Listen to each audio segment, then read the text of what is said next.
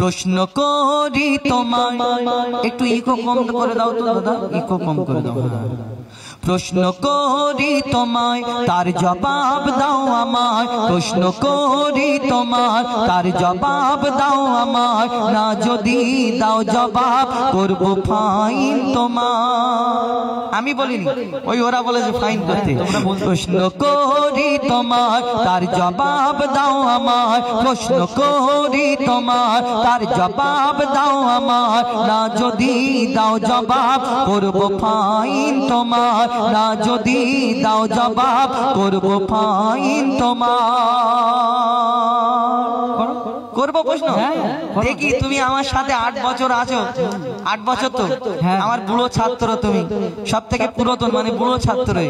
এই বুড়ো ছাত্র তুমি কি শিখেছো? কেন এরপরে তো তুমি একা একা অনুষ্ঠান করে, আমি তোমাকে একটা কটা প্রশ্ন করি, দেখি তোমার যদি কতটুকু কি আছে, শুনি ঝুলিতে কি আছে দেখি।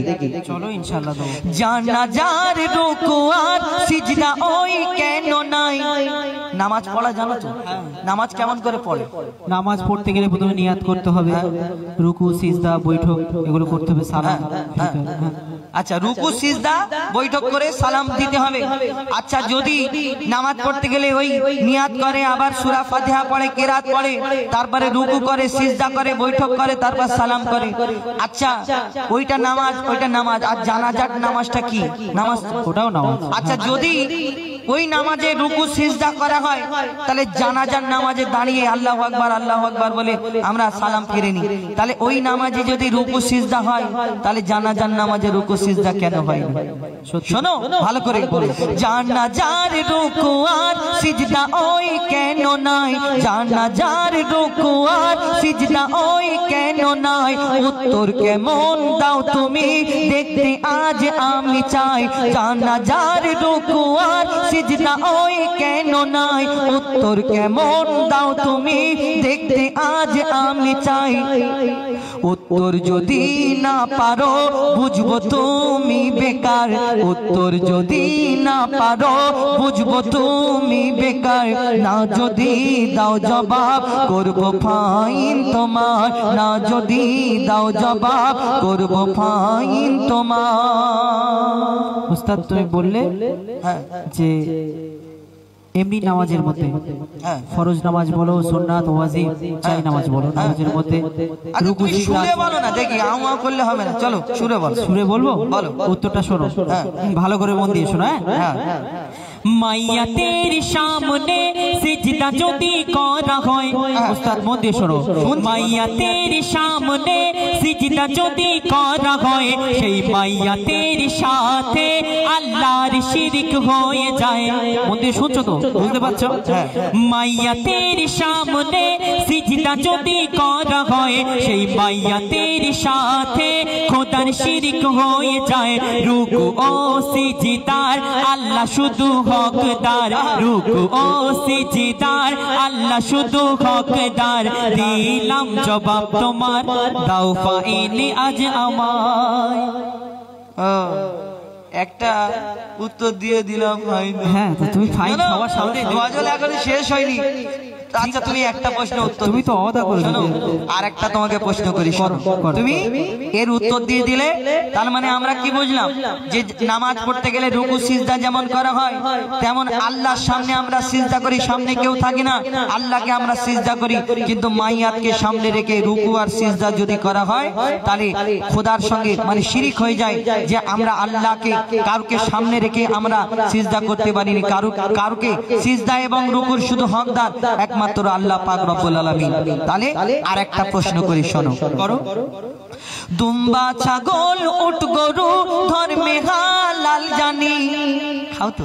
হ্যাঁ, দুম্বা ছাগল উট গরু সব যদি হালাল হয়, এই শুয়োর কেন হারাম? শোনো শুনে ভালো করে, দুম্বা ছাগল উট গরু ধর্মে হালাল জানি, দুম্বা ছাগল উট গরু ধর্মে ধর্মে হালাল জানি, শুকর কেন হয় হারাম তার জবাব দাও তুমি। দুম্বা ছাগল উট গরু ধর্মে হালাল জানি, শুকর কেন হয় হারাম তার জবাব দাও তুমি। সময় দিলাম 2 মিনিট তার বেশি আর তো নয়, সময় দিলাম 2 মিনিট তার বেশি নয় তো আর।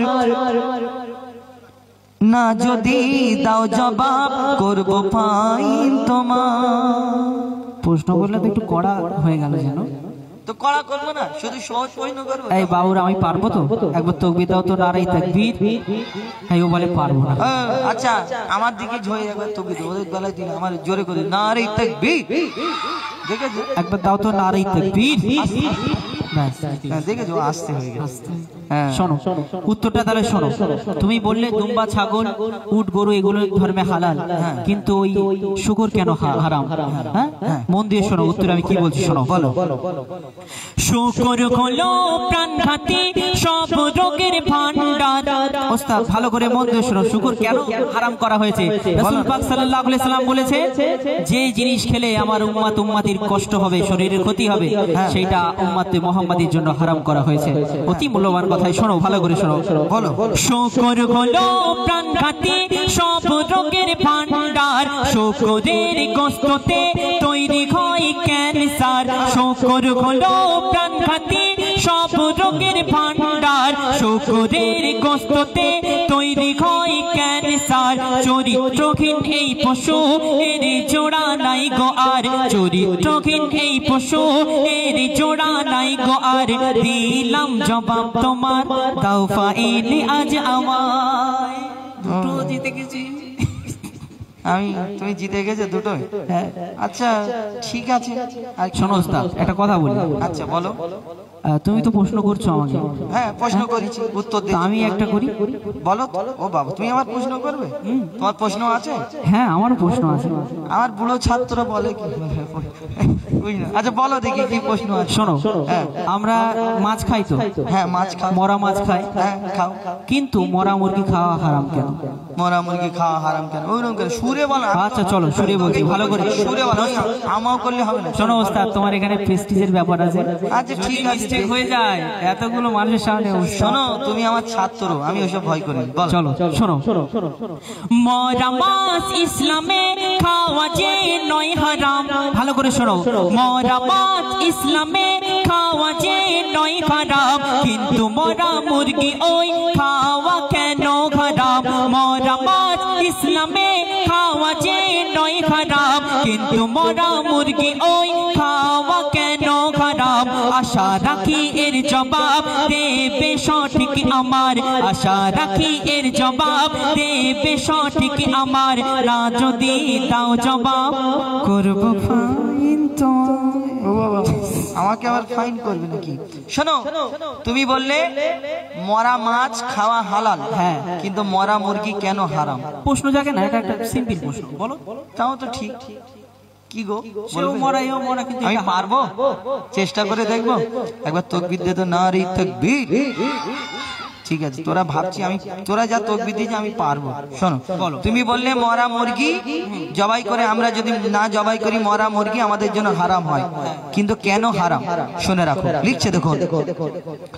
শোনো ভাই মুরগি ওই, শোনো ভাই মুরগি ওই যখনই মারা যায়, শোনো ভাই মুরগি ওই যখনই মারা যায়, ওর যত রক্ত ওই গোস্ত সব শুষে নেয়। শোনো ভাই মুরগি ওই যখনই মারা যায়, ওর যত রক্ত ওই সব গোস্ত সব শুষে নেয়। রক্তে থাকে জীবাণু, গোস্ত দূষিত হয়, যদি জবাই করা হয় রক্ত সব বেরিয়ে যায়। রক্তপান হয় হারাম, রক্তপান হয় হারাম, এই যে হুকুম খোদার। রক্তপান হয় হারাম, এই যে হুকুম খোদার। দিলাম জবাব ভাই তোমায়, দিলাম জবাব আজার তোমায়, দাও ফাইন এবার আমার। শোনো, তোমার থেকে কঠিন প্রশ্নের উত্তর আমি দিয়েছি। তোমাকে যদি 50 টাকা দিতে হয়, তোমাকে আর আমাকে 100 টাকা দিতে হবে, তবু আমি জিতে আছি। শোনো আমার কথা, শোনো, বলো। যেই আমি বোঝাতে পারলাম কিনা, হ্যাঁ, একদম। পাবলিককে একটু বুঝিয়ে দিই। বলো। যে আমরা মুরগি দেখবেন যখন কোনো হোটেলে যাই, আমাদের ওই হিন্দু ভাইদের দোকান যদি হয় বলে হালাল করা, এরকম। হালাল করা মানে কি? এরকম জবাই করা। আর হারাম মানে কি? ওই মটকানো, অনেক সময় মটকে ছেড়ে ফেলে দেয়, মরে যায়, তারপরে খাল পোষ হয়। তাহলে এই মুরগি না জবাই করে খেলে হারাম কেন জানেন? আমার নবী বলেছেন রক্ত পান করা হারাম, রক্ত পান করা যাবে না।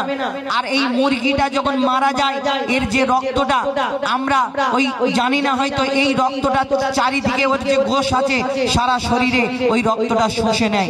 আর সেই মুরগিটা যখন খালপোষ করে খায়, সেই গোশের ভিতরে এই রক্তটা চলে যায়। তাহলে আমাদের রক্ত খাওয়া সমান হয়ে যায়। তাহলে আমরা যখন ওই বিসমিল্লাহ আল্লাহু আকবার বলে দোয়া পড়ে যখন ওই মুরগিটা জবাই করি হালাল পদ্ধতিতে, এই রক্তটা যে বেরিয়ে যায়, তখন আমাদের জন্য এই মুরগিটা হালাল হয়। আর যদি রক্তটা না বেরোয়, রক্তটাই যখন গোশে পুরো শুষে নেয়, তখন সেই মুরগিটা আমাদের জন্য খাওয়া হারাম হয়ে যায়। নাকি বোঝাতে পারলাম? একদম। এবার খুশি? শেষ নয়, আমি এখনো তো পাবো তোমার কাছে। পাবে মানে? হ্যাঁ, এখনো পাবো। আরেকটা প্রশ্ন করো। কি জ্বালা বলো দেখি। আচ্ছা করো দেখি। এটা একটু সহজ মতো, তাই সহজ প্রশ্ন? না না, আচ্ছা ঠিক আছে, যাই শোনো, আরেকটা প্রশ্ন করি। আচ্ছা, এই প্রশ্নটা আমি মনে হয় তুমি পারবে না, তো ভালো করে শোনো। কোরআনের কোন সূরায় বলো বিসমিল্লাহ নাই? কোরআন থেকে প্রশ্ন, একটু মন দিয়ে শুনবে। কোরআনের কোন সূরায় বলো বিসমিল্লাহ নাই? কেমন তুমি বাহাদুর, তার প্রমাণ দেখতে চাই। আমি তোমাকে বলেছি আমি বাহাদুর? তা না, আমি হোজাইফা, আমার নাম বাহাদুর না। বাহাদুর নয়, বাহাদুর বলেছি আমি বাহাদুর। বাহাদুর মানে মহান। হ্যাঁ, তুমি বুড়ো ক্রিটিক্যাল লোক, বুঝতে পেরেছি। নাও বলো। শোনো, কোরআনের কোন সূরায় বলো বিসমিল্লাহ নাই? কেমন তুমি বাহাদুর, তার প্রমাণ দেখতে চায়।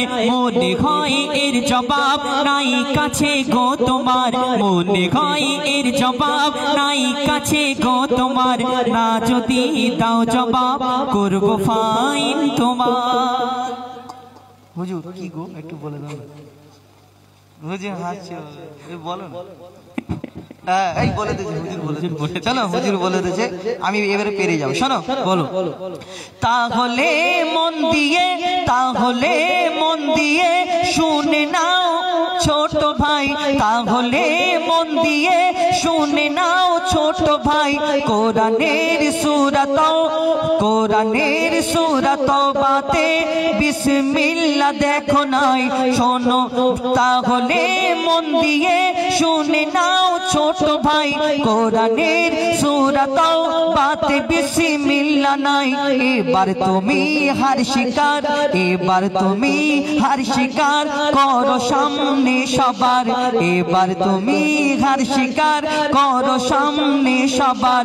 দিলাম জবাব ছোট ভাই, দাও ফাইন এখন আমার।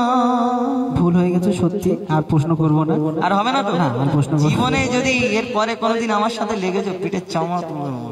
ঠিক আছে। যাই হোক, এই গজল থেকে আপনাদের কিছু শিক্ষা, এর থেকে কিছু বুঝতে পারলেন, আশা করি বোঝাতে পারলাম।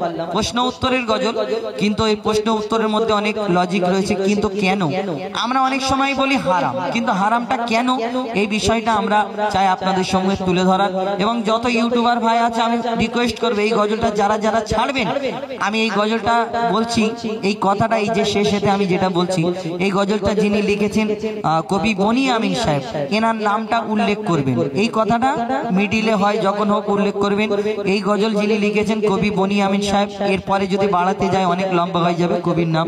তো এই নামটা কেন, তাহলে কবি সাহেব হয়তো আমাদের খারাপ ভাববে, তাই না? ভাববে যে হয়তো আমার নাম উল্লেখ করিনি। যিনি লেখেন সে তো বিনা স্বার্থে লেখে। আর এই গজলটা যিনি লিখেছেন আমাদের দিয়েছেন এই প্রচার করার জন্য, কিন্তু আমরা অনুষ্ঠান করছি, কবি ঘরে বসে আছে, তো ওনারও মন চাই যে আমারও একটু নামটা প্রচার হোক। তো আমাদের কবি বনি আমিন সাহেবের লেখা এই কথাটা আপনারা তুলে ধরবেন।